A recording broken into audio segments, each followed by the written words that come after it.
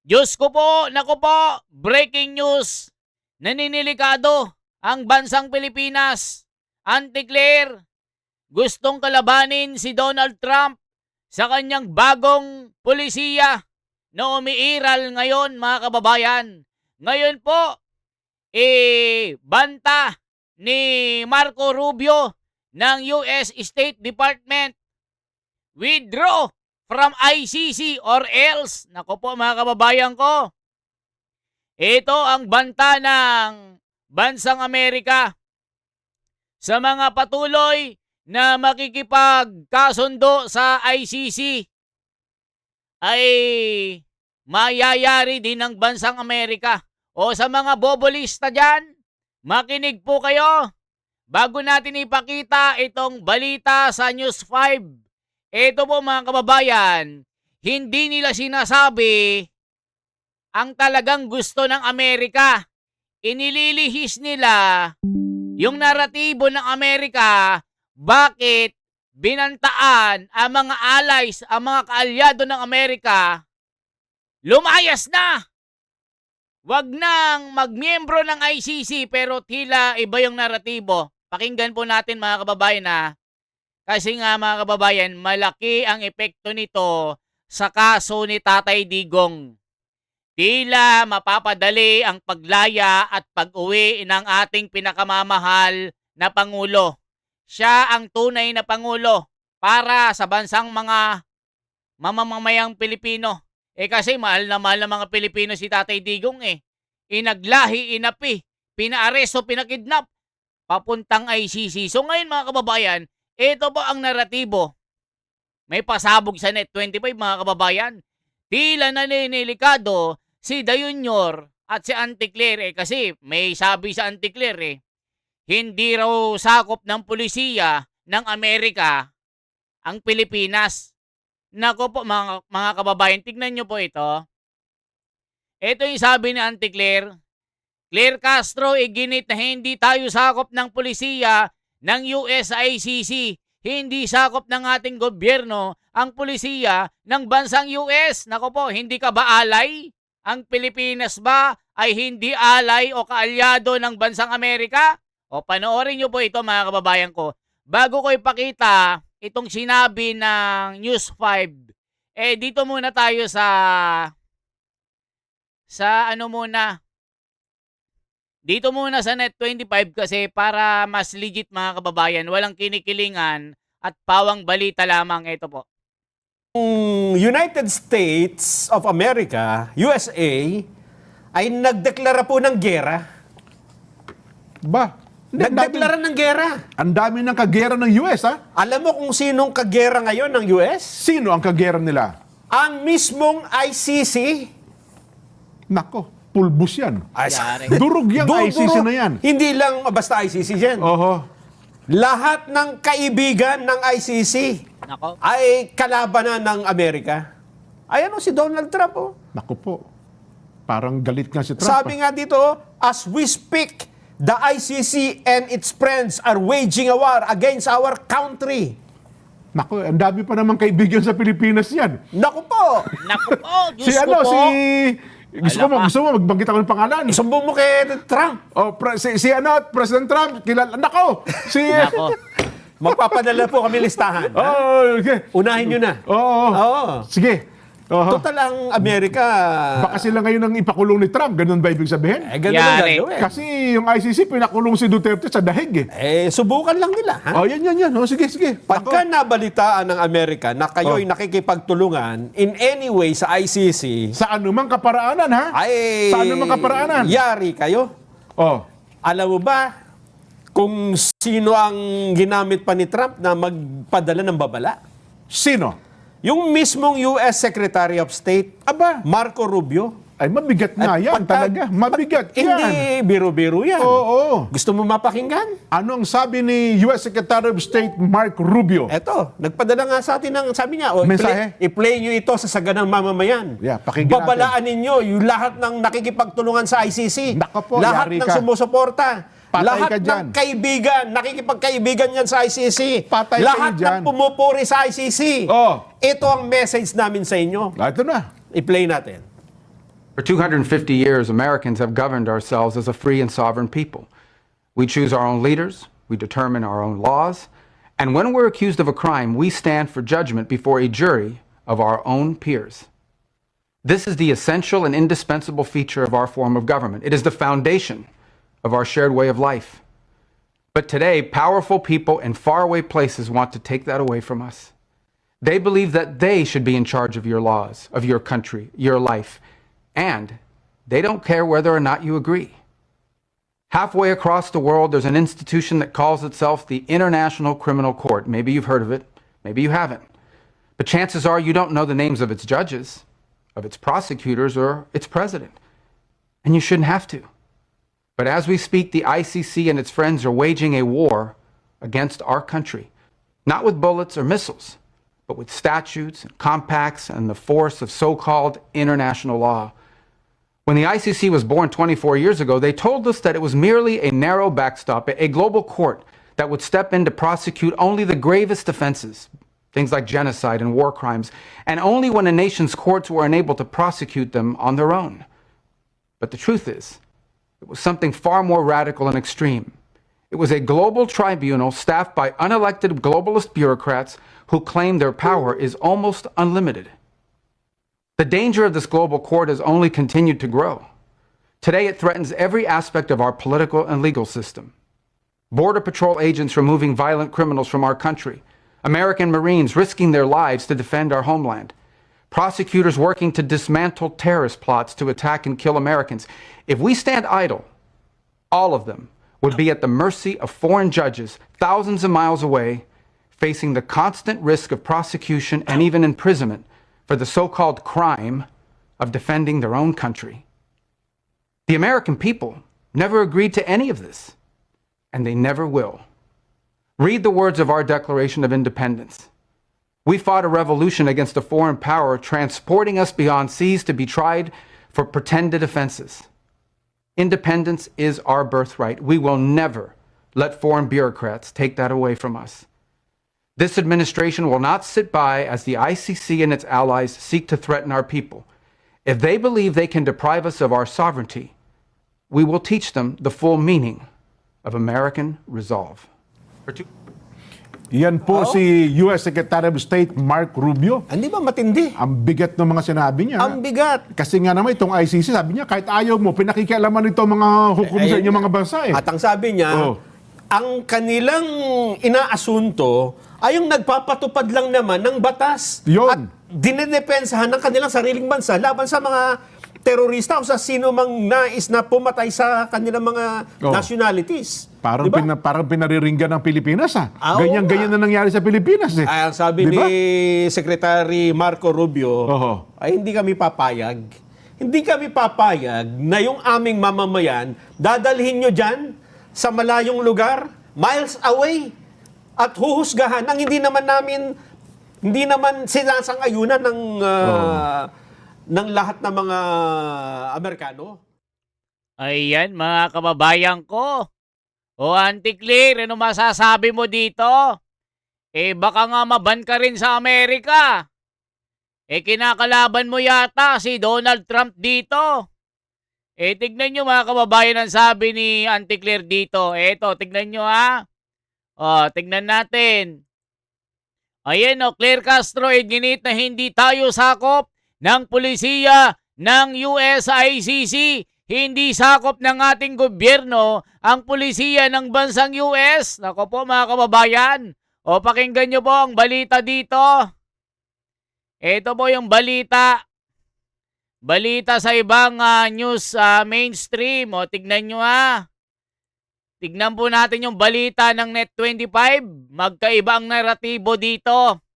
Dito naman mga kababayan, tila sinasabi nila na walang epekto ang sinasabi na bagong pulisiya ni Donald Trump sa mga kaalyado nito na patuloy na nakikipagsabuatan para tulungan pa ito at itigil ang mga pangpinansyal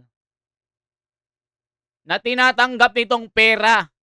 Eh kasi nga mga kababayan, tila nagagamit at ang patakaran kasi ng ICC dito ang inuusig nila at inuhuli yung mga leader ng mga bansa na nagtataguyod lang naman at dinedepensahan ang kanilang sarili, ang kanilang teritoryo. Yun ang hinuhuli ng ICC. So dito mga kababayan, nagagamit ang isang bansa ang kapangyarihan ng ICC para gipitin at ipakulong yung kanilang mga kalaban.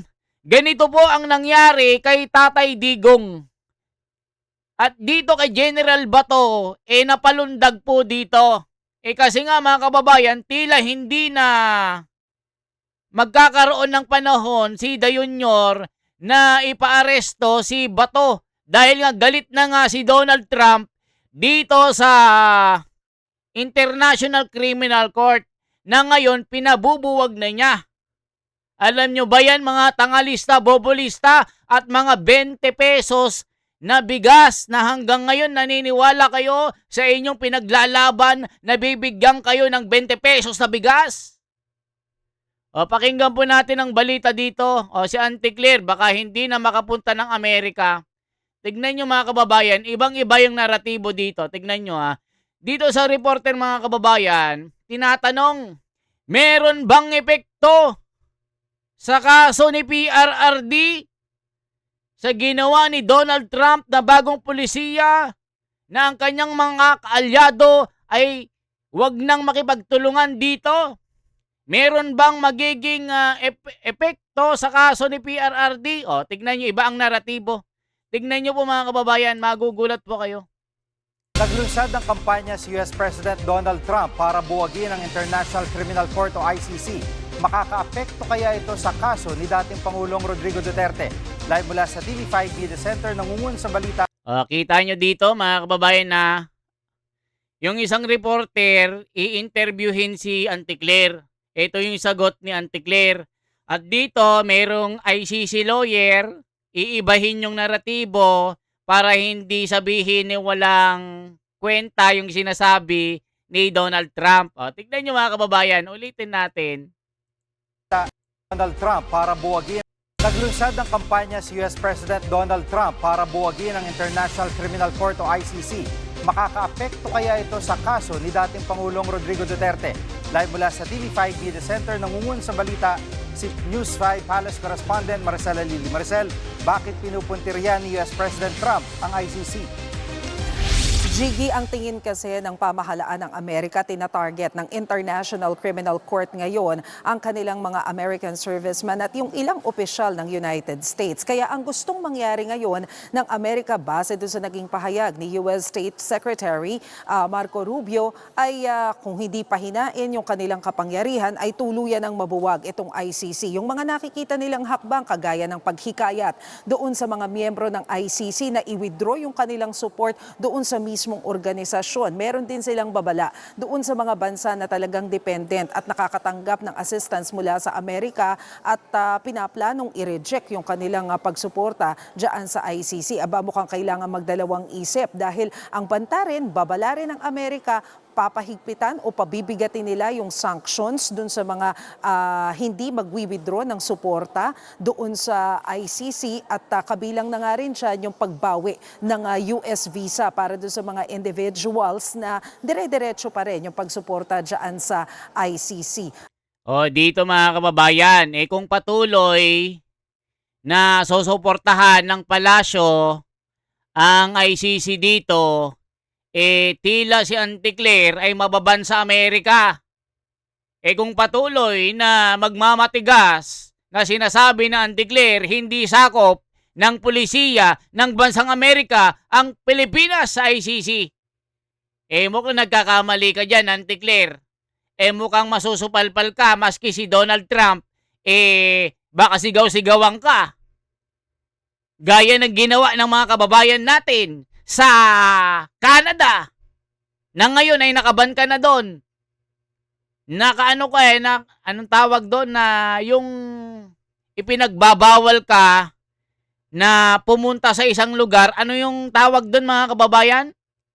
Ano yung tawag doon? Meron yun Nakaban si Auntie Claire sa Canada. kung hindi ako nagkakamali ha, ano yun? Pagka ipinagbawal na pumunta ka doon na yung persona non grata, hindi ka na pwedeng pumunta sa lugar na yun kasi persona non grata. Ibig sabihin mga kababayan, isinusuka ka ng bansang ito kasi ayaw kang makita, pinangdidirian ka.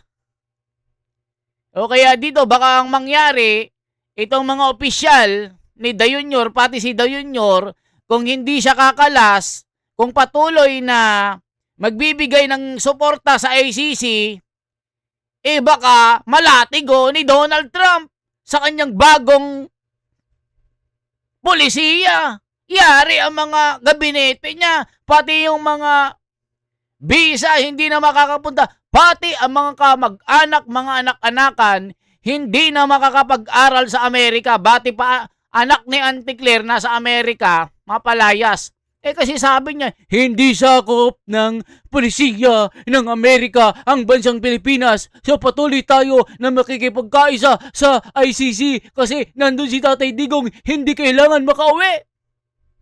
Ganun ba yan? Tingnan nyo po mga kababayan. Matatandaan natin na tayo naman kasi matagal nang kumalas ang Pilipinas dyan sa Rome Statute under pa ng Administrasyong Duterte. But as we all know, ngayon dinidignig pa rin ang kaso ng dating Pangulo sa International Criminal Court. So pakinggan natin yung bahagi ng naging pahayag ni US Secretary of State Marco Rubio. The ICC and its friends are waging a war against our country, not with bullets or missiles, but with statutes, compacts, and the force of so-called international law. This administration will not sit by as the ICC and its allies seek to threaten our people. To be honest, sometimes I actually have no idea. Dito mga kababayan, makakausap yung isang abogado ng ICC. Tingnan nyo mga kababayan na iibahin yung naratibo.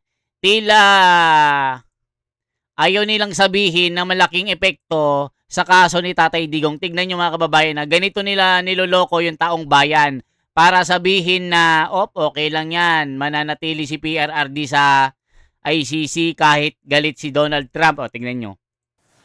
Maricel, anong reaksyon ng Malacanang dito sa kampanyang ito ni President Trump?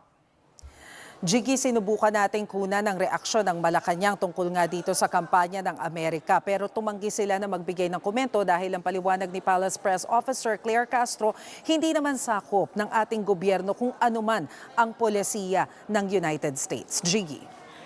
Isa tayo sa mga kaalyadong bansa ng Amerika. Ano ang magiging implikasyon nito sa Pilipinas at sa kaso ni dating Pangulong Duterte? Oo, Jiggy, kanina kinausap natin ang isang ICC accredited lawyer, si Attorney Joel Butuyan, at sinabi nga niya na nakakabahala itong ginawang pahayag ng Amerika laban sa ICC dahil kilala daw ang Amerika doon nga sa pagpapa-implement ng rule of law, international law, pero parang ngayon gusto nilang mawala na sa kanila yung titulo na yon dahil ang nakakahanay daw nila sa mga ganitong klase ng pahayag ay ang mga bansang Russia, North Korea at China. Pero ang sinabi ni attorney, mukhang sa ngayon wala naman siyang nakikita na anumang epekto nitong pahayag na ito doon sa kaso ni former President Rodrigo Duterte. Dahil ang tingin niya, kaya naman daw naglabas ng pahayag na ganito ang Amerika dahil doon sa paghabol ng ICC, doon sa krimen na nangyari sa Afghanistan kung saan alam natin na inukupa ng US yung ilang bahagi nila dyan at yung issue ng pag-atake ng Israel sa Palestine. So pagdating dito sa kaso ni former President Rodrigo Duterte, sabi nga baka nga daw mas maging advantageous pa sa Amerika kung sakaling maparusahan itong dating Pangulo dahil alam naman daw ng US na ang dating Pangulo ay pro-China. Pero tignan nyo mga kababayan na iniiba yung naratibo. Parang ang ipinapakain na balita sa mga audience nila. Tignan nyo mga kababayan, nakakaiba yung balita sa Net25 kaysa dito sa News 5. So ang gustong palabasin ng News 5 mga kababayan, tila advantage daw. Kasi nga si Tatay Digong daw ay pro-China. So para bang sinasabi nila na mas maigi na makulong daw si Tatay Digong sa ICC na baliwala itong pasabog na bagong pulisiya ni Donald Trump. O, tignan nyo mga kababayan. Pero ang tingin nila, hindi mangyayari yung pag-withdraw ng majority ng members ng ICC sa kabila ng panawagan ng US. Nasa 125 more or less yung members ng ICC. Sabi kasi nila, malaki pa rin daw yung impluensya ng Europe dito sa mga bansang ito at i-consider din yan. Siguro kung meron man daw mag-withdraw ng support, yun nga yun talagang totally ay dependent sa Amerika pagdating doon sa mga assistance. So, O, ibig sabihin yung Pilipinas, kakalabanin niya si Donald Trump. Sige nga po, ipaliwanag nyo nga ng letra by letra. Sa tingin nyo, kakayanin ni Dayunyor si Donald Trump? Magmamatigas? O, Donald Trump, ayaw namin. Itutuloy namin ang pakikipagkaisa. Dahil nga si PRRD nakakulong dyan, ayaw namin ang bago mong pulisiya. Ganun ba yon? Kaya nyo bang suwagin? Kaya nyo bang baliin ang desisyon ni Donald Trump? O, tignan nyo mga kababayan na baka wala ng aid ang Pilipinas. Umaasa lang ang bansang Pilipinas sa security. Baka i-withdraw na ni Donald Trump yung mga base militar dito sa Pilipinas. O, tignan nyo mga kababayan na iba yung pinapakain nila sa mga viewers nila. so far, ang nakikita nilang immediate effect niyan, sa ngayon daw kasi nasa 11 high-level officials ng ICC ang napatawan na ng sanctions ng Amerika. 2 sa mga ito kasama doon sa mga nag-handle ng kaso ni FPRRD. So ibig sabihin, dahil meron silang sanctions, hindi na daw sila makagamit, for example, ng mga bangko dahil pinagbawalan na silang gamitin, binan na sila ng mga US banks. Tapos ay hirap na rin silang makagamit ng mga TNVS dahil kinancel na daw yan. Yung mga ganitong bagay daw yung nagpapahirap dito sa mga high-level officials na to sa ICC. Pero wala naman daw silang nakikitang anumang epekto nito pagdating doon sa neutrality, sa pagdinig sa kaso. Pakinggan natin ang sinabi ng ICC accredited lawyer. O mga kababayan, ibang-iba yung naratibo ng lawyer na ito. Siyempre, anti-Duterte ito eh. Sabi nga withdraw from ICC or else Rubio threaten allies. O anong ibig sabihin ng Amerika? Nagloloko lang ang Amerika? Nako po, mga kababayan ko, iniiba nila yung naratibo para paniwalain na walang epekto sa kaso ni PRRD. Hindi naman tayo apektado kasi unang-una advantageous nga sa Amerika, no, na si former President Rodrigo Duterte being prosecuted kasi kung makabalik yung mga Dutertes, mga pro-China yung mga yan, no? And ang US naman, tignan mo talagang nagpapadala nga ng mga sundalo dito sa ating bansa para kontrahin yung ginagawa ng China to really expand its influence and its territorial claim within Asia, no? So tingin ko hindi nila masyadong pag-iinitan 'yan.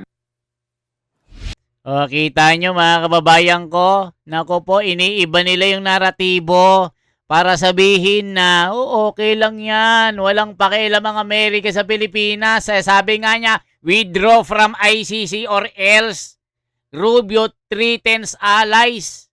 O ano bang allies ang ibig sabihin, mga kaalyado na bansa ng Amerika? Pag hindi kayo nag-withdraw, pag-iinitan kayo ni Donald Trump, kakansilahin ang mga visa, mga bank transaction nyo, mga Google account nyo, mawawala. Pati mga kamag-anakan, mga anak-anak nyo na nag-aaral sa Amerika o basta state ng Amerika, kahit saang lupalop, basta itong 12 na estado ng Amerika, hindi na kayo makakapunta. Mapapauwi ang mga kamag-anakan nyo. Kaya dito anytime may mapapauwi si Tatay Digong dito. Kaya si Auntie Claire, baka iban din sa Amerika. Hindi na rin makapag-aral yung anak niya doon. Yan yung nasa komento. O mga kababayan ko, ano masasabi nyo dito? Ito yung mga sabi Matutuwa si Bato nito. O, tingnan, matutuwa talaga si Bato. Parang dito lang din yung sistema niyan sa Pilipinas. Pili lang kinakasuhan. O, tignan nyo. Kita mo talaga Corrupt talagang ICC, parang gobyerno ni Dayunyor. O yan yung sabi ng mga tao. For transparency, for a better democracy. Nanginginig na si Auntie Claire dito. Gustong suwayin si Donald Trump. Diba mga kababayan ko? At shoutout po kay Ma'am Mirna Aura, Gaspar Beltran, at sa mga kababayan natin na nanonood, kay Ma'am Imelda Facon. Ayan no, Cebu City, Gaspar Beltran, at Edgardo De Vega. Ayan, hindi po fake news ito mga kababayan. Kalat na kalat ng balitang ito. Kaya i-like, i-share nyo ang video ito para malaman ng ICC ay napipinto na ang kawakasan nito. Napipinto na ang pagkarma dito. Kumbaga, bubuwagin na ng tuluyan ng bansang Amerika ang ICC na ito kasi nagagamit nga ito para gipitin ang mga kalaban nila sa politika gaya ng nangyari kay Tatay Digong at kay General Bato at kay Robin Padilla. Naku, matutuwa si Robin dito, mga kababayan. Okay po, salamat at i-share nyo na po ito at sana po ano nyo rin itong FB natin mga kababayan. Ito po, i-follow nyo po ako. Ito, The Wonders Philippines. Ayan, The Wonders Philippines po, yung FB natin na yun, no? The Wonders Philippines. Meron po tayong 500,000 plus dyan na followers. Nag-upload lang ako dyan ng mga pictures. Ayan po, yung mga satire na mga photo regarding sa international at local news at mga issue gaya ng impeachment ngayon. Okay po? At ito po yung t-shirt natin, The Wonders Philippines. Ayan. Meron po akong extra dyan. Kung halimbawa magkaroon ng The Big One na rally, di ko lang alam kung kailan mangyayari kasi surprise nga po ito. Kung sino yung makakakilala sa akin, bibigyan ko ng t-shirt. Isa lang kasi yung ano dyan yung available pero magandang klase ito. Yung t-shirt na ito ay ano siya, nylon. Mahal po ito. Tig 700 po ito. Kaya maganda yung tela. Okay po, salamat. At ako si The Wonders Philippines. Yan po ang ating pasabog. Mabuhay po.